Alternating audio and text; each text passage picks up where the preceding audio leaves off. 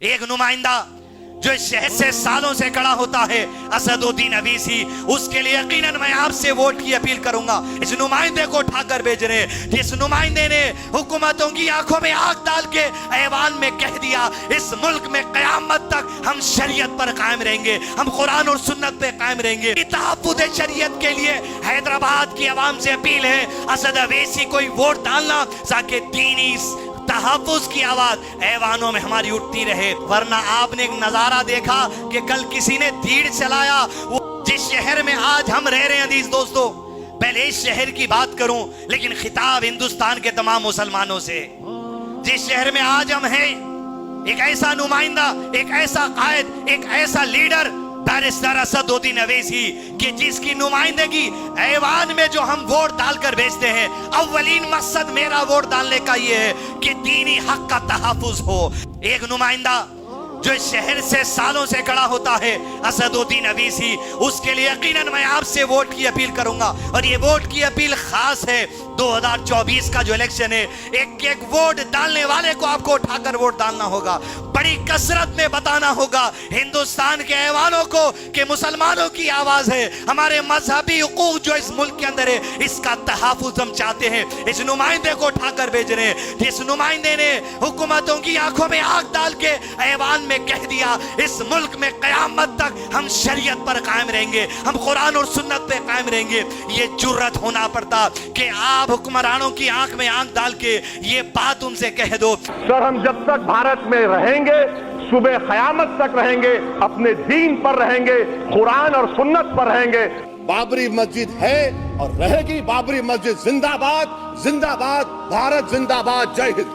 کہنے والے جن کو سیاسی تجربہ نہیں ہے، جن کو سیاسی شعور نہیں ہے، آپ کو یہ بول دیں گے یہ تو بی ٹیم ہے۔ ارے ایک وہ شخص، یہ خطبے کا موقع ہے لیکن یہ دینی فریضہ ہے، ہوش میں آنا ضروری ہے۔ وہ شخص اپنی زندگی کی دن اور رات جو لگا دیا، کیا صرف پیسے کمانے کے لیے نہیں، صرف ایک مقصد نہیں ہو سکتا۔ یہ آنے والے حالات ہے، کب تک اسد اویسی زمین پر رہیں گے، کب برابر اویسی زمین پر رہیں گے۔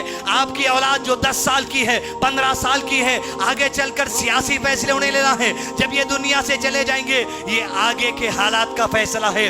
میں جو لڑائی لڑ رہا ہوں آج کے لیے نہیں لڑ رہا ہوں، میں جو لڑائی لڑ رہا ہوں اتر پردیش میں، بہار میں، جھارکھنڈ میں، مغربی بنگال میں، یہ آنے والے کل کے لیے لڑ رہا ہوں۔ میں جانتا ہوں کہ میری زندگی میں شاید نہ ملے، مگر کم سے کم میں اس سخت زمین کو نرم کر کے چھوڑ دوں، اس زمین کو جو پہاڑ ہے ان کو اکھاڑ کر پھینک دوں، اس زمین میں جو ناسور ہے اس کو نکال کر پھینک دوں، اس زمین میں جو زہر ہے اس کو نکالوں، اس زمین میں جو سانپ ہے اس کو ہٹاؤں، تاکہ میرے بعد جو نسل آئے گی وہ فصل اگائے گی، اس پر انشاءاللہ ہوتا۔ دارالسلام میں اس وقت آدمی نے کہا تھا، میں نے کانوں سے سنا کہ ہم نے طوفانوں میں چراغ جلانے کا ہنر سیکھ لیا ہے۔ جب تک سالار ملت ہے، بچپن سے ہم دیکھ رہے ہیں ایک MP سیٹ تھی، لیکن طوفانوں میں چراغ جلانے کا ہنر جو اللہ نے اس آدمی کو دیا ہے۔ آج 2 ممبر آف پارلیمنٹ MIM سے پارلیمنٹ کے اندر بیٹھتے ہیں، اورنگ آباد سے امتیاز جلیل ہے، حیدرآباد سے اسد اویسی ہے، اور یہی طوفانوں میں چراغ جلانے کا ہنر آپ دیکھیں گے۔ انشاءاللہ بہار کی سرزمین سے ایک MP آ کر پارلیمنٹ میں چلانے والے 2024 کے الیکشن کے بعد بیٹھے گا۔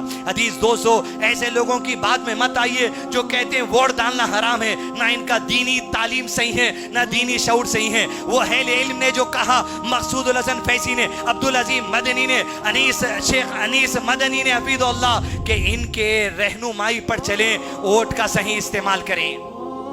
مقصد تحفظ شریعت، حقوق کا تحفظ، باتیں اور بھی ہیں لیکن ممبر سے آپ کو یہ شعور بیداری مقصد ہے۔ ہندوستان بھر کے مسلمان سے کہوں گا، AIM پارٹی تو صرف 3 کینڈیڈیٹ یا اس سے کچھ زیادہ کینڈیڈیٹ کھڑائے گی، 540 سے زائد MP لڑنے والے ہیں۔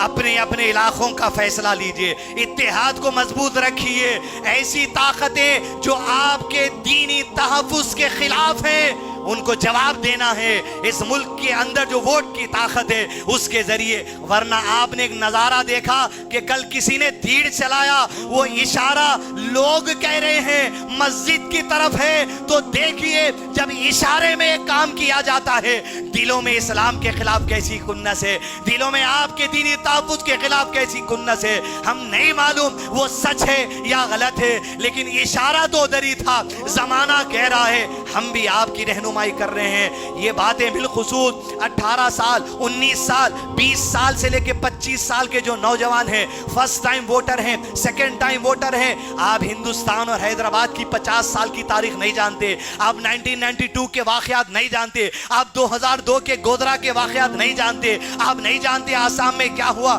लेकिन याद रखिए, तहफ़्फ़ुज़ ज़रूरी है। इस मुल्क के इलेक्शन कमीशन ने आपको ताकत दी है, ऐसे नुमाइंदों को उठाओ जो आपकी जो सो दीनी तहफ़्फ़ुज़ करे, आपके जान और माल के तहफ़्फ़ुज़ के लिए आवाज़ उठाएं। ये लोग सिर्फ आवाज़ उठाएंगे, लेकिन फैसला किसका है? अल्लाह का है। उसकी रहमत से मायूस होना नहीं है। आज नुमाइंदे हैं, कल नहीं रहेंगे, कल कोई और रहेगा, लेकिन हैबत में नहीं, होश में रहकर दीन पर कायम रहते हुए। सियासत की वजह से हमारे दीनी बुनियादों को हम ठेस पहुंचाएंगे नहीं, हमारे दीन को बर्बाद नहीं करेंगे, लेकिन दीन को बर्बाद होने से हमारी जिंदगी में बचाने के लिए अगर सियासत का सहारा लेना पड़ रहा, वोट का सहारा लेना पड़ रहा, तो अहले इल्म ने कहा जरूर बर जरूर सहारा लेना चाहिए।